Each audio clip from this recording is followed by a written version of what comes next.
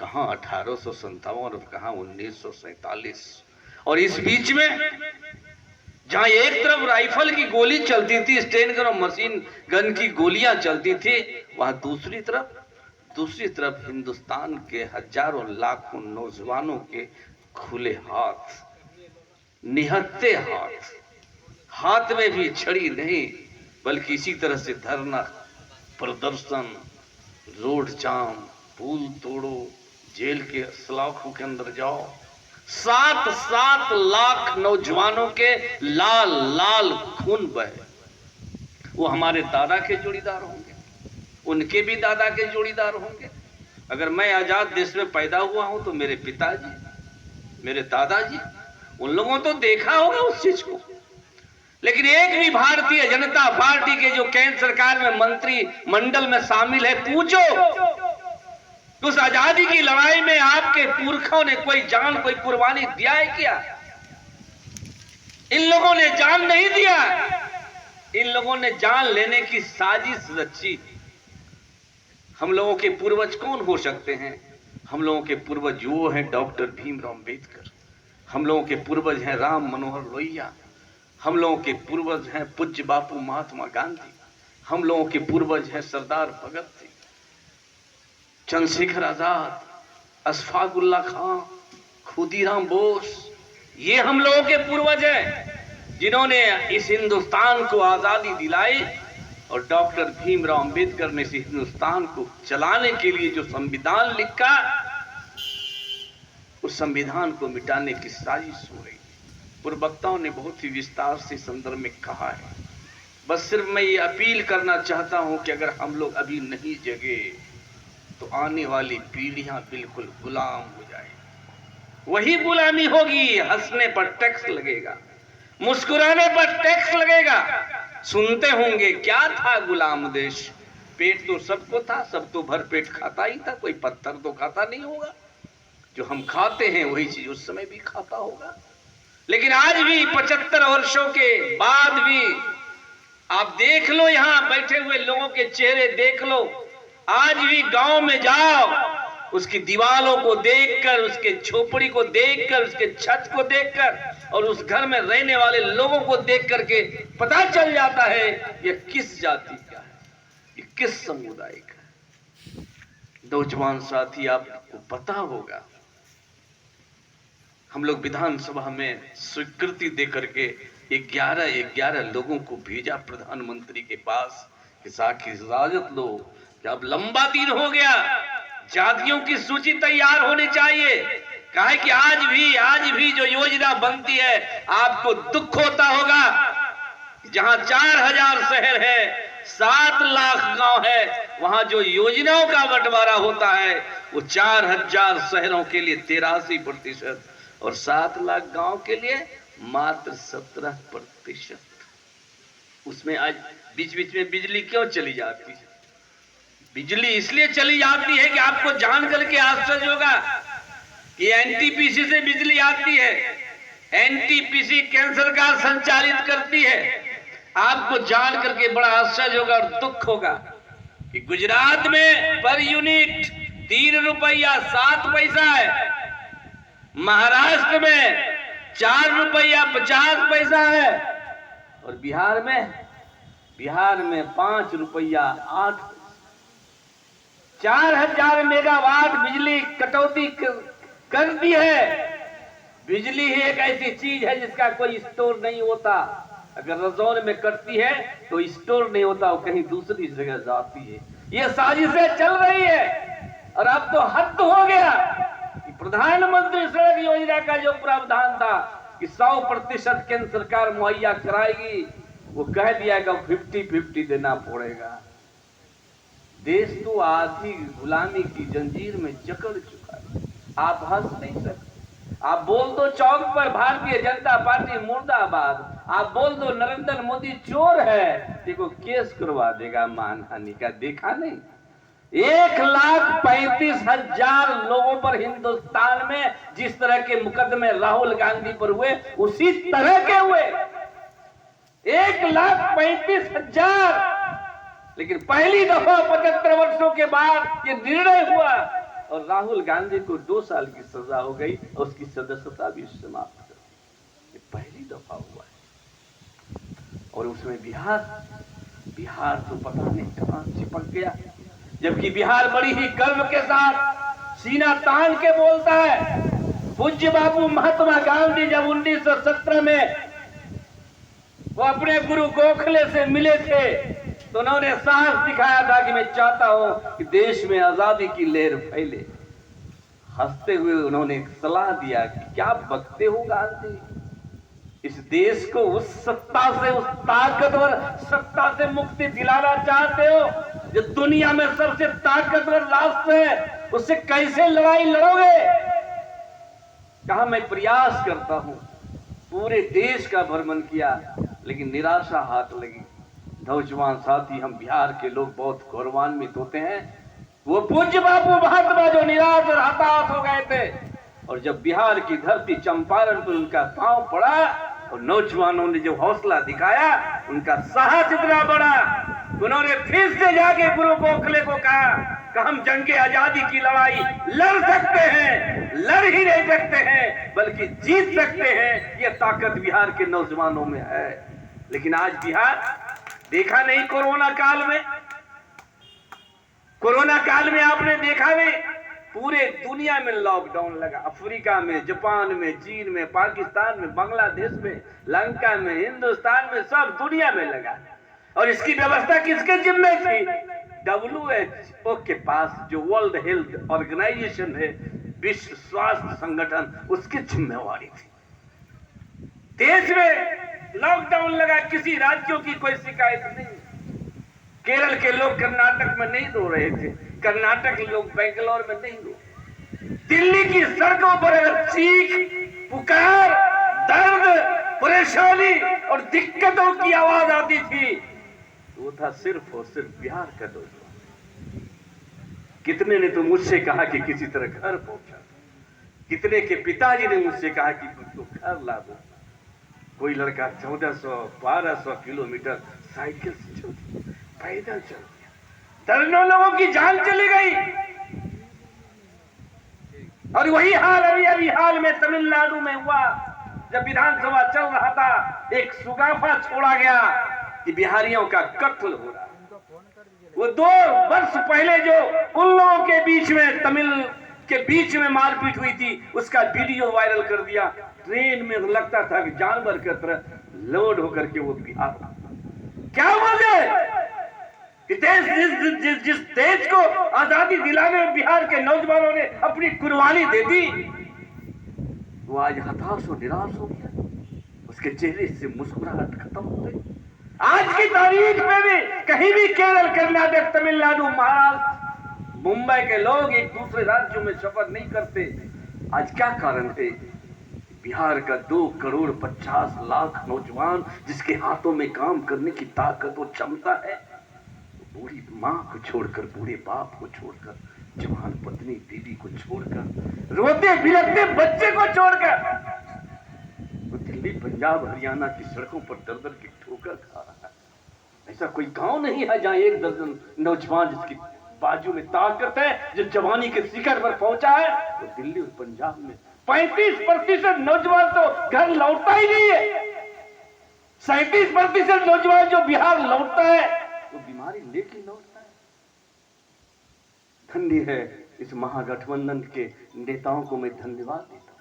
कहता है नीतीश कुमार ने फिर पलटी मार दिया।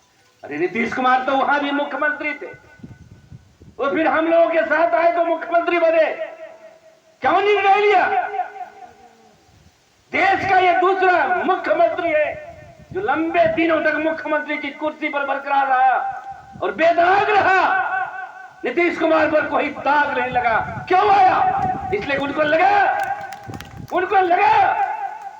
जो संविधान में लिखा हुआ है, जो संविधान में व्यवस्था है, उसको भारतीय जनता पार्टी मिटाना चाहिए।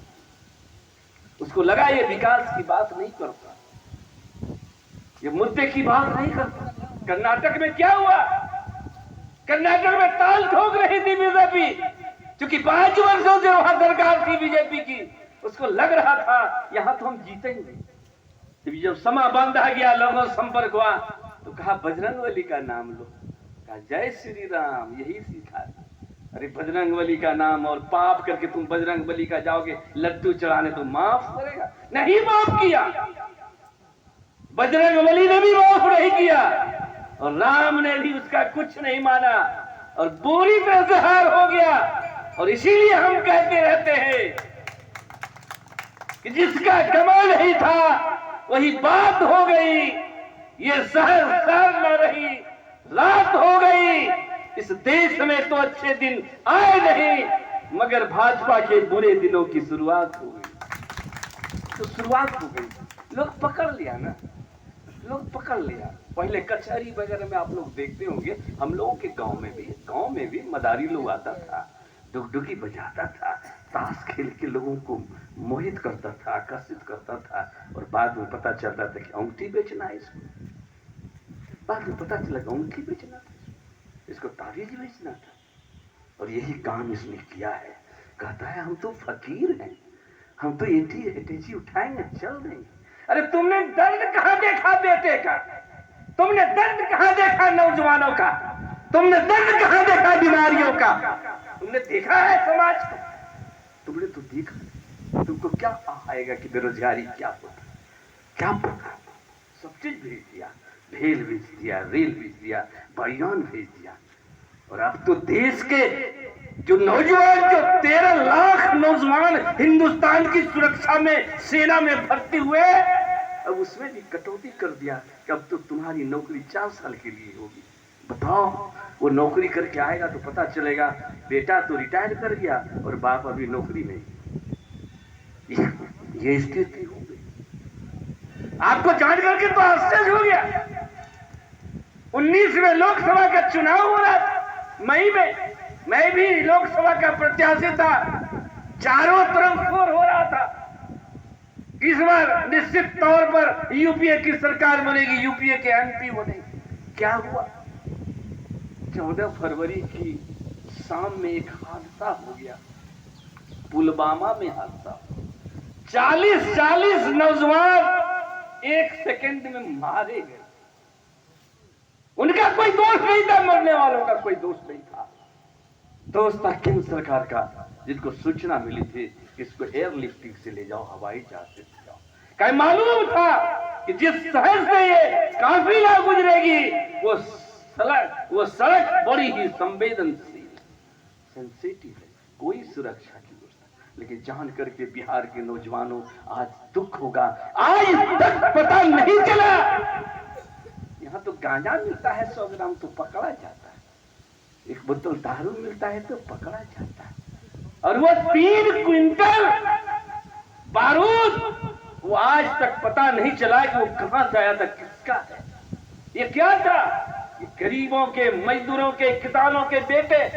वो आईएएस, आईपीएस, डॉक्टर, इंजीनियर अपने बेटे को सिपाही नहीं बनाना चाहता। सिपाही में कौन भेजता है? जो गांव का गरीब है, किसान है, मजदूर है, उसका बेटा वहां जाता है। 37 ऐसे नौजवान मारे गए, दलित थे, पिछड़ा थे, अति पिछड़ा।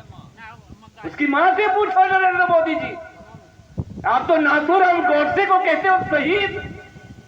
यही तो अभी स्टेटमेंट 2 दिन पहले गिरिराज सिंह ने दिया, वो शहीद। ये खून का, शहीदों के खून का अपमान। अब तो दवा में टैक्स, किताब कॉपी में टैक्स। और आपको जान करके आश्चर्य होगा, चौक चौराहे पर, खेत खलियानों में, जहां भी आप बैठते हो, चौपालों में, चौकड़ियों में, वहां बोलो, अब तो कफन में भी जीएसटी लगा दी। कफन में भी। जो कफन खरीदता है वो उपयोग नहीं करता, और जो उपयोग करता है वो देखता नहीं। सब चीज बेच करके 1-2 लोगों को देश का सबसे अमीर आदमी बनाना चाहता है। इसलिए नौजवान साथी, आपकी ताकत है, यही डॉक्टर भीमराव अंबेडकर ने दिया है कि आप सत्ता को परिवर्तित कर सकते हो। और यहीं से संदेश जाता है, बिहार का इतिहास ही भारत का इतिहास है। इसी बिहार में जब देश दुनिया के लोग प्रतिनिधि बैठे थे कि कहां बनेगा विश्वविद्यालय, यहीं 3 जगह चयन हुआ था, जिसमें एक नालंदा विश्वविद्यालय, पता होगा, नालंदा विश्वविद्यालय, विक्रमशिला विश्वविद्यालय और एक तक्षशिला विश्वविद्यालय था जो पाकिस्तान में चला गया। यहां तो आर्यभट्ट पैदा हुआ, यहां तो राष्ट्रकवि दिनकर पैदा हुए, यहां तो महात्मा बुद्ध पैदा हुए, यहां तो भगवान महावीर पैदा हुए, यहां तो अशोक सम्राट पैदा हुए। ऐसे सब महान विभूति यहाँ पैदा हुए, यहाँ के इतिहास को उन्होंने रचा। फिर से बिहार के नौजवानों पर और महागठबंधन पर यह दायित्व आया है। हम आपसे अपील करना चाहते हैं, आग्रह करना चाहते हैं, निश्चित तौर पर आने वाले समय में एकत्रित हुई। एक कहानी में सुन रहा था, एक लोग जूता बना रहे थे, उसको जाके पूछा कि तुम कौन जात हो? कहा हम चमार हैं। कहा तुम हिंदू नहीं हो? कहा इलेक्शन के टाइम में। कहा क्या खाते हो? कहा बस रोटी दाल खाता हूँ। मुर्गा नहीं खाते हो? कहा इलेक्शन के टाइम। कोई मदद नहीं करता? कहा नहीं करता है। कहा कोई मदद क्यों नहीं करता? करता है इलेक्शन के टाइम। देखो इनके पास कोई मुद्दे नहीं है। हम तो कई भाजपा के वरिष्ठ नेताओं से कहा कि 2 साल के अंदर अगर 3 को उपलब्धि बता दोगे तो मैं आपके विरोध में बोलना बंद कर दूंगा। पूछो 3 काम बता दो हिंदुस्तान में आपने किया है, वो बताएगा, वो बताता है 3 काम। बोलेगा 370 धारा खत्म करवा दे, तो जाएगा बिहार के लोग कश्मीर में जमीन खरीदने के लिए, जाएगा फैक्ट्री बनाने के। दूसरा काम बोलेगा हमने 3 तलाक खत्म कर दिया। पूछो यशोदा बहन को तलाक दिए हैं आप कोर्ट में? तो बिना तलाक के ही वो दर की ठोकर। और तीसरा कहेगा हम राम मंदिर बना दें। अब तो और कह रहा है कि हम गगनचुंबी मंदिर बनावेंगे। क्या हुआ? एक भी मेडिकल कॉलेज खोले, एक भी विश्वविद्यालय खोले? आपने दिया 2 करोड़ नौजवानों को नौकरी। 7,500 करोड़ उसमें तो लग चुका है। 7,500 करोड़ में यहाँ का जो 55 लाख लोग कोरोना में मरा, उसकी जान बची। इनको क्या होगा? इन्होंने तो दर्द देखा ही नहीं। इसलिए नौजवान साथी, अधिक समय न लेते हुए, 10 मिनट ज्यादा हो गया, पूर्व वक्ताओं ने बहुत ही विस्तार से बातें कही है। आप लोग भी सक्षम हैं, बहुत ही गंभीरता से आप लोगों ने सुना है। इसकी चर्चा गांव घरों में कीजिए। हम महागठबंधन एकजुट हैं। हमारे पूर्वज हैं डॉक्टर भीमराव अम्बेडकर, राम मनोहर लोहिया, पटेल साहब, लोकनायक जयप्रकाश नारायण, जननायक कर्पूरी ठाकुर, नीतीश कुमार, लालू यादव। आज की तारीख में तो लोग कहते हैं हिंदुस्तान में अगर कोई गरीबों की बात करता है, गरीबों का कोई शुभचिंतक है, मसीहा है, तो लालू यादव है। लालू यादव ने कहा था कि जिस तरह से अंबेडकर ने कहा है कि शिक्षित बनो, संगठित रहो और संघर्ष करो, तो शिक्षा का अलग जगाने के लिए जैसे कर्पूरी ठाकुर ने शुरू किया था, PWD भी पास करेगा, PWE, वो भी जाके IAS अफसर बन सकता है। उसी तरह से आपको पता, आदरणीय नीतीश कुमार ने उसी में जो संविधान में उल्लिखित है खतरा मोल लिया। लेकिन जिस झोपड़ियों में कभी उसके खानदान में उसके बाप दादा ने सोचा नहीं होगा कि मेरी बेटी मुखिया बनेगी, मेरी बेटी सरपंच और प्रमुख बनेगी, वैसी व्यवस्था खतरा मोल लेकर के आदरणीय नीतीश कुमार ने शुरू किया। और आज बड़ी ही फक्र के साथ गांव, टोले, कस्बे में जाइए, पता चलता है कि जनप्रतिनिधि है, यह भी चुनाव से जीत करके आया है। ये गर्व हम लोगों को है, लेकिन इसकी सुरक्षा और व्यवस्था आप लोगों के जिम्मे है। आने वाले दिनों में कुछ लोग तिलक लगा के, कुछ लोग बाल साफ करके, कपड़ा क्रिशदार पहन के, अच्छी हिंदी बोलने के साथ ही वो बतावेगा हिंदू मुसलमान, हिंदू मुसलमान। अरे इस देश को आजाद करने में तो जितना सहयोग हिंदू ने किया, उतना ही कुर्बानी तो मुसलमानों ने दिया, उतनी ही कुर्बानी तो सिख और ईसाई ने दिया। इसी 4 पीले पर तो ये लोकतंत्र आज खड़ा। हम एक को नजरअंदाज करके आगे नहीं बढ़ सकते।